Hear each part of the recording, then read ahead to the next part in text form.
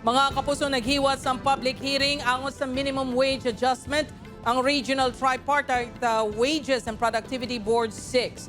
Nagtambong ang pila ka mga empleyado sa private establishments kag mga domestic workers sa diin gintalakay ang sweldo sa mga mamumugon. Madumduman nga ginaduso sa United Labor Panay ang 150 pesos nga saka sa daily minimum wage agud ini amangin 630 pesos.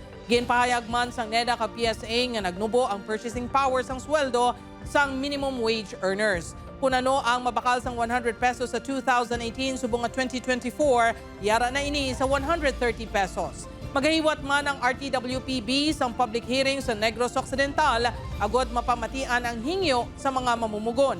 Positibo ang mga petitioner nga madugangan ang sweldo sa mga minimum wage earner sa Western Visayas.